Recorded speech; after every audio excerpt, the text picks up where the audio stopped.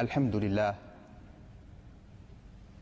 لله المعطي المانع الخافض الرافع الشهيد الجامع وصلى الله وسلم وبارك على سيدنا محمد وعلى آله وصحبه وتابعيهم والتابعين لهم بإحسان إلى يوم الدين.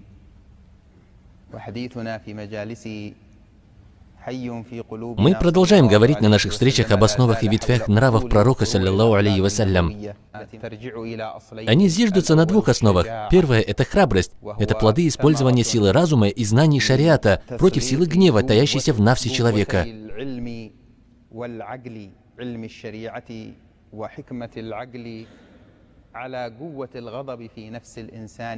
Когда гнев приходит в умеренность, тогда и появляется храбрость. От нее ответвляются щедрость, предпочтение, самопожертвование и так далее. Мы подробно о них рассказали.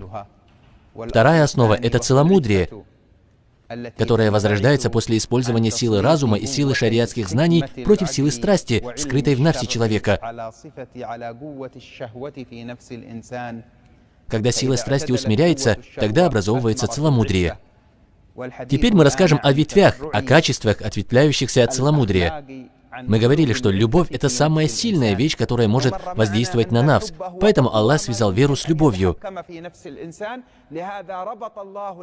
Посланник Аллаха, саллиллаху алейхи вассалям, сказал: «Не будет у вас вера полноценной, пока не пожелаете вы своему брату того, чего желаете и самому себе.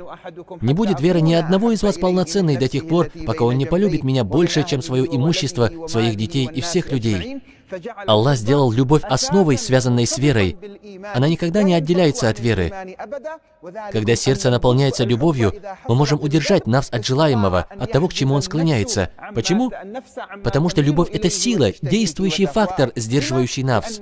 Мы говорили, что эта встреча будет посвящена активизации сил страха, надежды и любви в нафсе человека, чтобы добиться удержания нафса от непристойного внешне, то есть в поступках органов тела, как удержание языка, глаз, слуха, рук, половых органов, живота, ног. Органы тела человека нужно удерживать во многих случаях.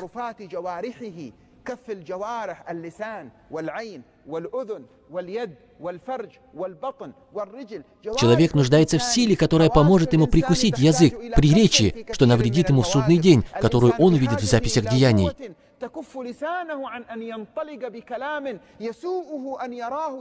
Он знает, что каждая высказанная буква записывается. Стоит ему произнести слово, как при нем оказывается готовый наблюдатель. Итак, тебе нужна сила, чтобы удержать язык, который разговаривает там и тут, где только можно.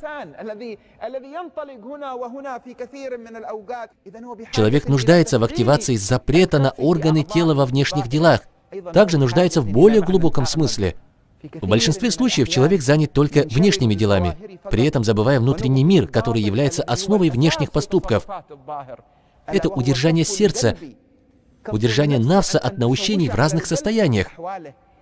Удержание нафса от загрязнения сердца пороком зависти, пороком злобы, пороком гордыни, пороком самодовольства, пороком хвастовства, пороком желания иметь положение в обществе и следование этому. Человеку необходимо удержать нафс от этого. Как связать сохранение и чистоту с удержанием? Как связать ограждение с удержанием нафса от непристойного? Как целомудрие становится причиной ответвления нравов, такие как прощение, мягкость, легкость в отношениях с людьми?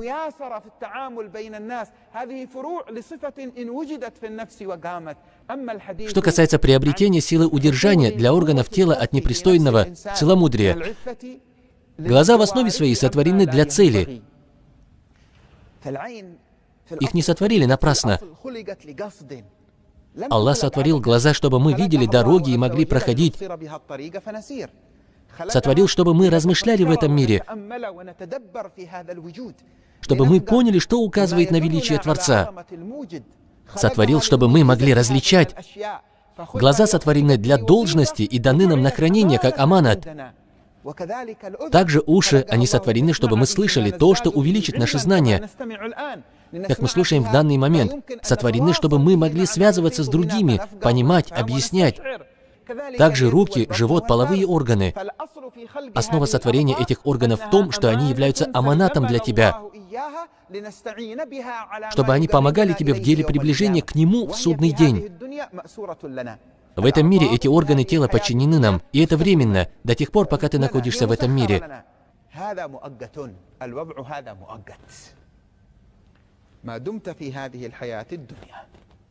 Когда душа дойдет до горла в предсмертной агонии, да дарует нам Аллах благой конец.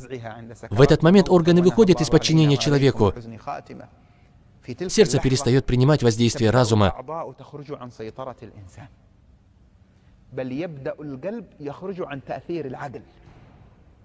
В этот момент все управление переходит к сердцу. Чем в большинстве случаев в жизни ты занимался, это будет управлять тобой в предсмертный миг. Человек умирает на том, чем он занимался в жизни. Поэтому мы видим, как человек-мусульманин живет. Его разум понимает, что пророк, саллаллаху алейхи вассалям, сказал: чьи последние слова в этой жизни будут «Ля иляха илля-Аллах», то он войдет в рай. Мусульмане знают, что если человек в конце жизни скажет «Ля иляха илля-Аллах», он войдет в рай.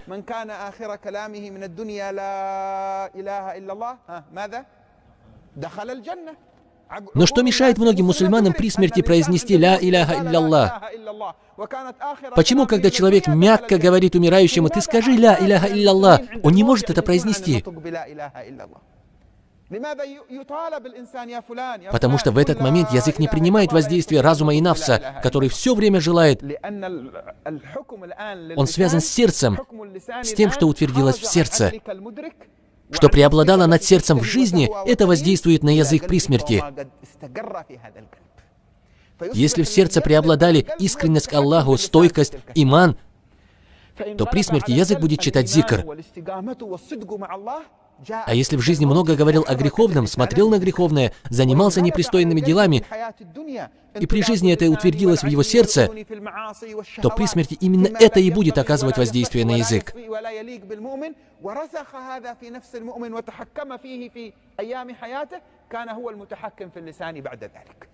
Есть известная история о человеке, перед которым прошла женщина на рынке, а он не опустил свои глаза. Нам велено потуплять взор.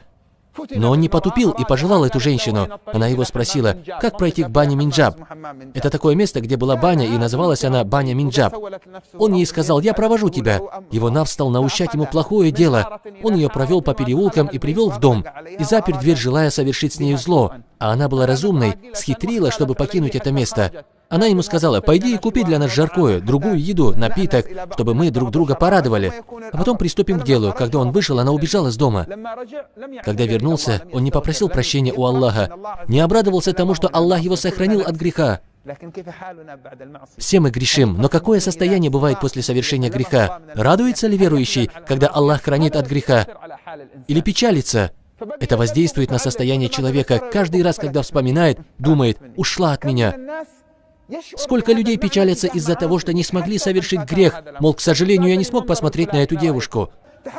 Из-за чего он печалится? Из-за упущения греха.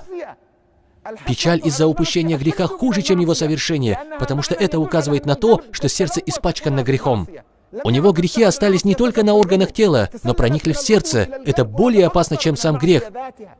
И поэтому, когда он находился при смерти, возле него читают «Ля иляха илля-Аллах», а он не мог и повторял, возможно, сказавшее в один день, как пройти к бане Минджаб. Да защитит Аллах от этого. Что стало причиной этому? То, что он жил с этой мыслью.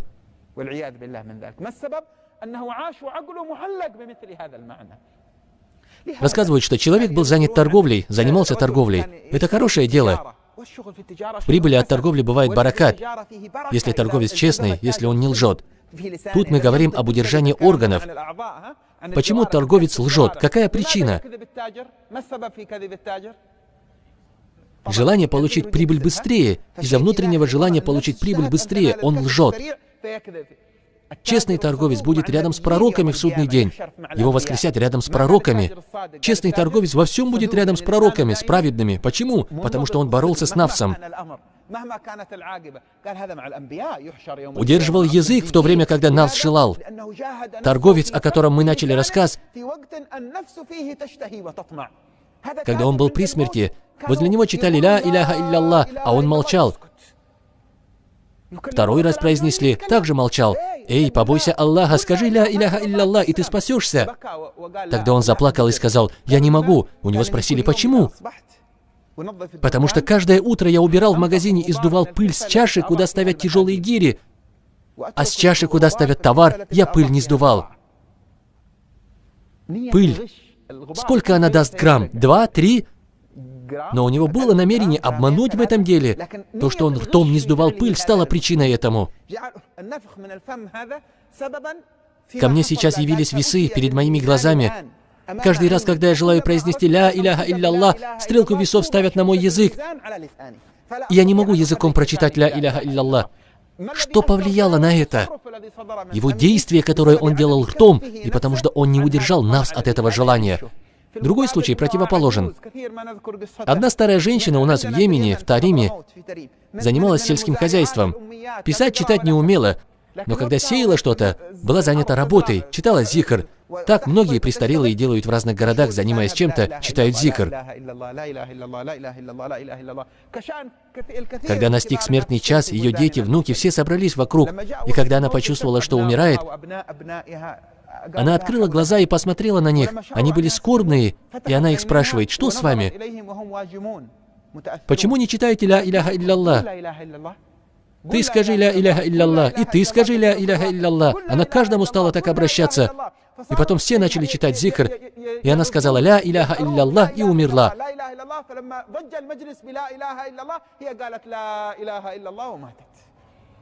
Что стало причиной такого конца?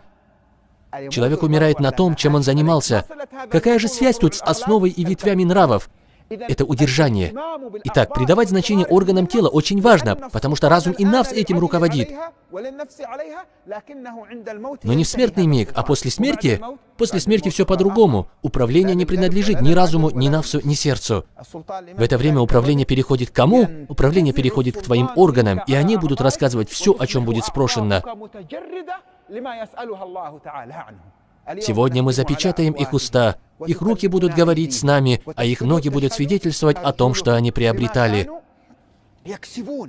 Все органы тела будут в то время разговаривать, а после этого они скажут своим органам, «Почему вы стали свидетельствовать против нас?» Они скажут, «Нас заставил говорить Аллах, который заставил говорить всякую вещь. Он сотворил вас в первый раз, и к Нему вы будете возвращены. Всякую вещь заставил говорить Аллах». Итак, первый момент, связанный с удержанием, это то, что каждый из нас вспомнил, что власть нафса, наших желаний над органами временны. Обрати внимание, либо ты живешь, и власть над твоими органами отдав к нафсу, либо ты живешь, и власть над твоими органами отдав сердцу. Какая разница между этим? Да, мы сказали, что сердце любит что-то, а нафс желает что-то. Сердце, когда начинает любить что-то, она склоняется к этому. А когда нафс желает что-то, он ослепляет. Когда сердце любит что-то, она склоняется к этому. Но это не ослепляет.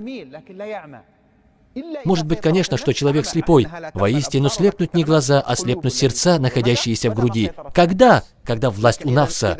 Но когда сердце пробужденное и не имеет связи с нафсом, а обращается к разуму, разум говорит, «Аллах нам это повелел, а это запретил». Аллах вселил любовь к этому и ненависть к этому. Разум обращается к сердцу, и сердце направляет органы тела. Это истикамат, стойкость на пути Аллаха. Тот, кто привык отвечать всем требованиям нафса, теряет счастье. Как? В основе человек отвечает всем требованиям нафса. Для чего? Чтобы отдохнуть, расслабиться. Следование органами тела за желаниями нафса. Какая этому причина? Поиск счастья. Возникает вопрос, счастлив ли тот, кто следует нафсу? Это воображение о счастье. Мы не чувствуем его в этом. Вначале, да, немного чувствует человек какое-то счастье, отдыхает. Статистика говорит, что большинство людей в наше время, которые заканчивают жизнь самоубийством, это люди, следующие со всеми желаниями нафса.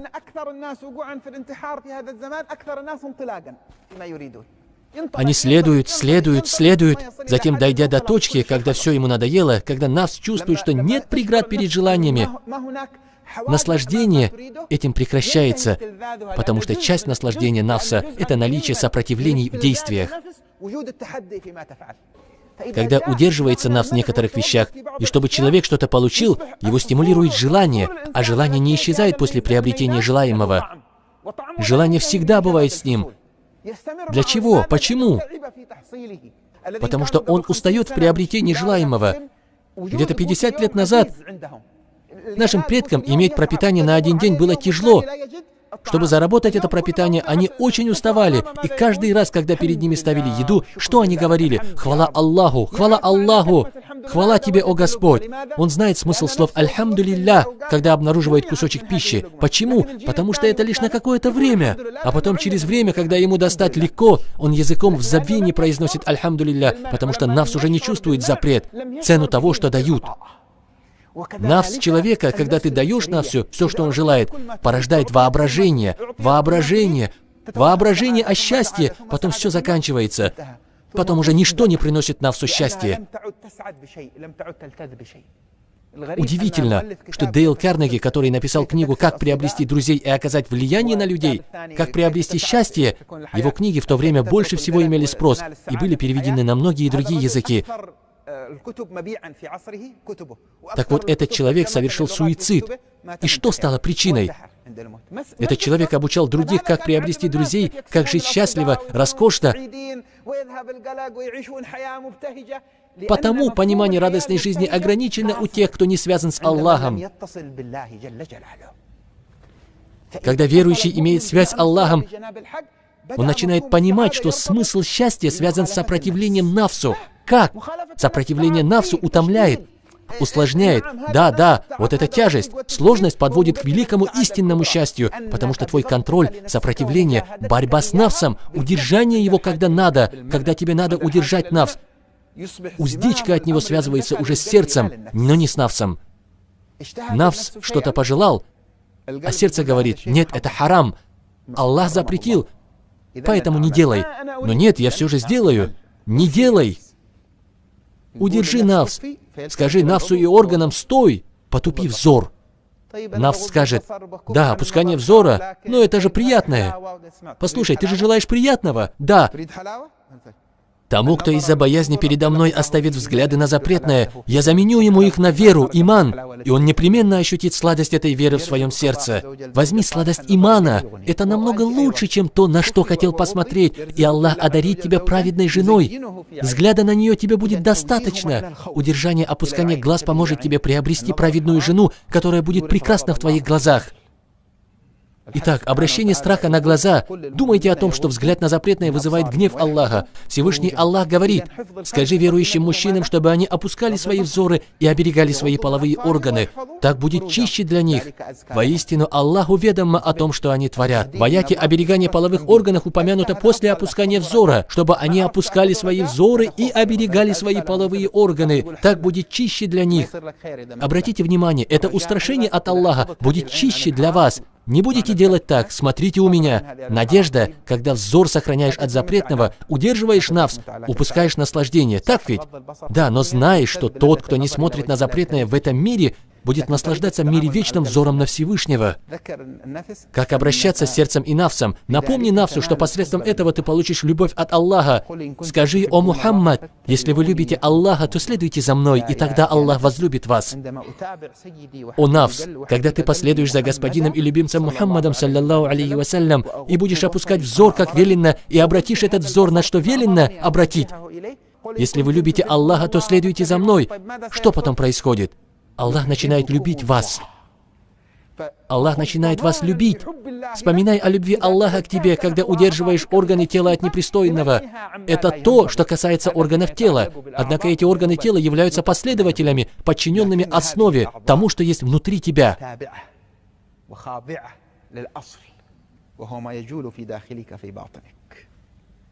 Что толкает человека смотреть на другого уничижающим взглядом?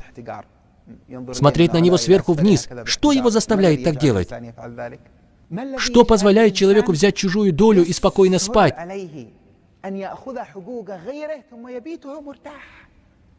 Этого притеснил, тому причинил вред. Что его заставляет так делать? Зависть. Позавидовал другому и навредил ему, притеснил, напал на него. Итак, где таится основа проблемы? Внутри человека, в душе. Когда направляет человек смысл страха, надежды и любви на внутренний мир, обратись к Нафсу, скажи: «О, Нафс, пробудись! Аллах обещает тебе много вещей, когда ты преуспеешь». А какой успех? Аллах говорит: преуспел тот, кто очистил душу, и понес урон тот, кто опорочил ее.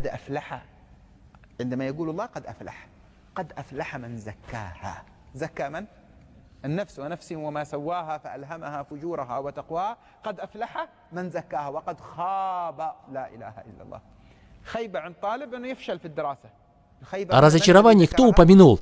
Господь людей. Итак, разочарование абсолютное и успех абсолютный. Преуспел тот, кто очистил душу, и понес урон тот, кто опорочил ее. Аллах успех и разочарование связал с твоим методом обращения с Нафсом. Если ты преуспеешь в удержании Нафса от непристойного, то ты преуспеешь. А если оставишь его так, делать, что он желает, то ты будешь в убытке, да защитит Аллах от этого. Мерило страха и надежды тут связано с твоим методом и обращением с Нафсом. Тот, кто живет с этим смыслом, когда к нему подступают большие пороки сердца. Вы знаете, что такое самодовольство? Это когда человек думает, что воображаемые полноценности, которые в нем есть, они достигнуты с помощью собственных сил. У него есть деньги, и он довольствуется этим. У него есть знания, и он довольствуется этим. У него есть авторитет, и он довольствуется этим. Каждый раз, когда человек видит действительные достоинства, или о которых он воображает, что они есть, все это относит к себе.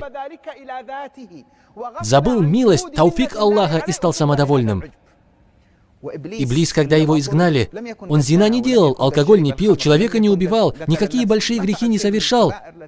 Но первое, на чем поскользнулся Иблис, это самодовольство. «Я лучше него, ты меня сотворил из огня, а его из глины». Самодовольство, что его сотворили из огня. Обратите внимание, первый грех Иблиса, который был одним из приближенных, это самодовольство. Смысл? Самодовольство Иблиса повлекло за собой отказ выполнить повеление Аллаха.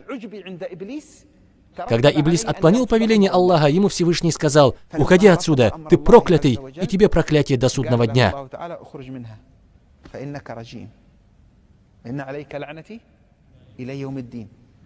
К примеру, один совершил грех. Из праведников набожный, приближенный. Что он делает?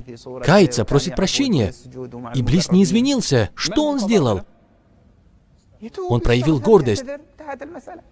Твоим могуществом и величием я не перестану вводить в заблуждение рабов твоих. Ты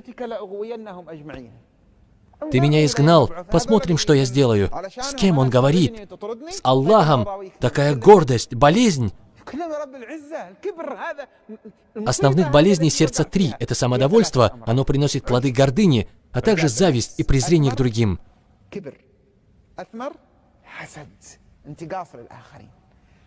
Самодовольство, гордыня и зависть сделали большим врагом для Аллаха. Большой враг для праведников, верующих и всех людей. Откуда это пришло? От пренебрежения в удержании Нафса от этих пороков.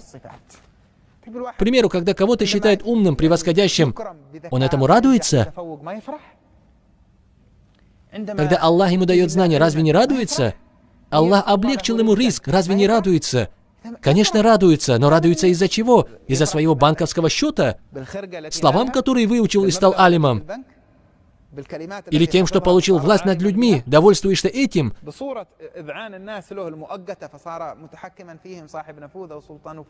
Ты будешь в забвении, если довольствуешься этим. Деньги бренные, одежда износится, знания, которые у тебя есть, за это будет спрос. Следовал ли ты им или нет? Авторитет, положение в обществе, за это спросит тебя Аллах, как ты этим распорядился. Итак, чем вызвано довольство? Чем вызваны радость и довольство в таких вещах? Разница между этим тонкая, как волос. Между твоей радостью Аллаху или милостям Аллаха, что Он дал тебе имущество, знание, здоровье, положение в обществе, разница в том, что твоя радость бывает связана с осознанием милости Аллаха, данных тебе. Скажи, это милость и милосердие Аллаха. Пусть они возрадуются этому, ибо это лучше того, что они накапливают. Лучше, чем знание, ум, имущество, положение в обществе, даже чем благие дела. Радость у верующего проявляется тауфику Аллаха, милость, подаренным ему. А радость у находящегося в забвении проявляется в отнесении всего к себе. В этом вся разница между радостью сердца и радостью нафса.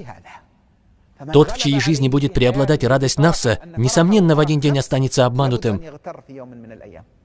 А когда обманется, станет довольствоваться собой. А потом проявится гордость, а потом станет завидовать.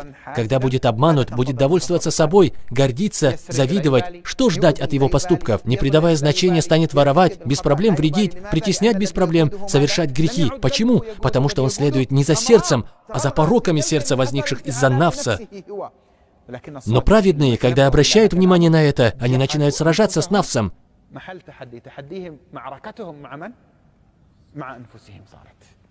Оставив сражение с людьми, переходит в сражение с нафсом. Ты, о нафс, должен задуматься об этом. Я не дам тебе все, что ты желаешь. Я не дам тебе то, что Аллах дозволил, и ты будешь высказывать Всевышнему хвалу за это. Кто слушает это, может подумать, что запрещаю вообще отдыхать, наслаждаться. Нет, нет, нет, субханаллах, наслаждение праведных в отношениях с Аллахом тем, что им дали с наслаждениями мирского лучше, чем наслаждение без ограничений. Потому что он наслаждается тем, чем Аллах дозволил наслаждаться. Творец этого наслаждения, когда ты наслаждаешься тем, чем он дозволил, то это долго будет с тобой. А когда станешь наслаждаться недозволенным, то это приведет к наказанию и к несчастью. Праведный возвышается, доходит до уровня, когда люди это слышат, то удивляются. Я читала случай, который произошел с имамом Абу Язидом Аль-Бастами, да будет доволен им Аллах. В один день он вышел на намаз, чтобы помолиться в мечети, и время икамата не наступило. Но по пути он споткнулся о камень и чуть не упал. И чтобы сильно не упасть, руку сразу приложил к стене, и из-за чего немного земли осыпалось от стены. Немножко, потом он сказал: «Хвала Аллаху за то, что уберег меня, но я испортил чужое имущество». Какое именно? Горсть земли посыпалась на землю.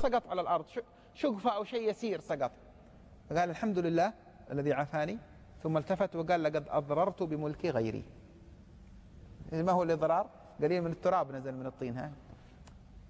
Его знакомый проходил рядом и говорит ему: «Пойдем, Абу Язид, в мечеть, совершим намаз». А Абу Язид ответил: «Я приду после икамата. Я боюсь, что умру до того, как попрошу прощения у хозяина этого дома». Тот ему говорит: «Это же огнепоклонник». Но тогда это еще сложнее, когда огнепоклонник придет в судный день требовать. Будь мусульманин или нет, право есть право, нет разницы между мусульманином и кафиром в этом. Он постучал в дверь огнепоклонника и сказал: «Я пришел к тебе просить прощения». «Из-за чего?» «Когда я чуть не упал, я облокотился на твою стену и откололся от нее кусочек глины, упал на землю. Поэтому хочу, чтобы ты простил меня». Потом огнепоклонник спросил: «Ваша религия повелевает до такой степени так поступать?» Абу Язид Бастами ответил: «Да». Тогда огнепоклонник сказал: «Я хочу следовать этой религии». «Ашхаду алла иляха илля-Аллаху ва ашхаду анна Мухаммадан Расулуллах». Он сам, его жена и дети приняли ислам. Откуда пришло это? Это плоды воздействия. Человек многие годы жил рядом с мечетью, с мусульманами и не принимал ислам. И посредством чего он принял ислам? Из-за отношения. Откуда пришло такое отношение? От улучшения нафса. Как улучшился нафс? Из-за чего? Из-за удержания нафса. Проявил набожность, удержал нафс. Он мог подумать, это мелочь, и пойти дальше, но удержал нафс. Это в отношении горстки земли. А некоторые люди, маша Аллах, не то что горсть земли, всю землю так портят. Этот притесняет человека, тот нападает на слабого человека и не задумывается об этом. Рассказывают, что у одного знатного хорасанца был раб. Он был мусульманином из Индии, его звали Мубарак. Его назначили садовником в саду, чтобы он ухаживал, очищал и так далее. В этом саду было много фруктов. Спустя 2 месяца хозяин проходил по саду, и когда проходил, он сказал Мубараку принести кисть винограда. Мубарак отдал кисть винограда. Это был сезон винограда. Сорванный плод оказался кислым. Было велено принести другой, сладкий. Это тоже оказался кислым. Принеси еще другой. Мубарак принес, и этот оказался кислым. Хозяин рассердился. «Разве ты не можешь отличать сладкие плоды от кислых?» «Нет. Как же так? Ты ничего не пробовал в этом саду из фруктов?» «За 2 месяца ты ничего не попробовал?» Тогда Мубарак сказал: «Ты мне велел ухаживать, охранять сад, но на это разрешение не давал». Тут возникает вопрос: разве нафс ребенка не желает поесть фрукт? Перед ним было много разных фруктов, конечно, он желал. И что помогло ему удержать свой нафс? Нафс желал, но он вспомнил, что не нужно быть последователем нафса, проявил набожность. Почему? Как стал набожным? Говорят, потому что он почувствовал, что следование нафсу должно быть связано со следованием Аллаху.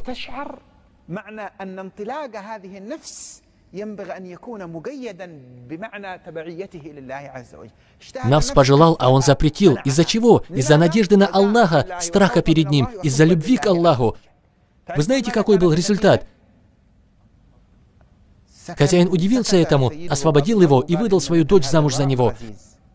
Когда хозяин сада умер, Мубарак стал наследником этого. Человек, который желал фрукт из этого сада, весь сад стал его собственностью. Подумай, оставил горсть винограда, не покушал, или яблоко, апельсин, держал нафс ради Аллаха, и каков получился результат этого? Подумай, оставил горсть винограда, не покушал, или яблоко, или апельсин, он удержал нафс ради Аллаха, и каков получился результат этого? Весь сад стал для него дозволенным, и кушал оттуда, как пожелает. Затем у него родился сын Абдулла ибн Мубарак, большой имам, выдающийся ученый, проповедник ислама, имам уммы. В свое время Абдулле ибн Мубараку плоды принесло что? Удержание нафса. Первый плод – это сила, которую он получает в удержании нафса. А когда пользуется ею как надо, то приобретает радость в обоих мирах. А об остальном, иншаллах, мы расскажем потом, о связи смысла удержания с ветвями, проявляющимися от целомудрия. Я прошу у Аллаха даровать для нас возможность хорошо держаться, удерживать нафс и направить его на то, что любит Аллах и чем Он доволен. Аминь. اللهم آت نفوسنا تقواها وزكها أنت خير من زكاها أنت وليها ومولاها اللهم آت نفوسنا تقواها وزكها أنت خير من زكاها أنت وليها ومولاها اللهم ارزقنا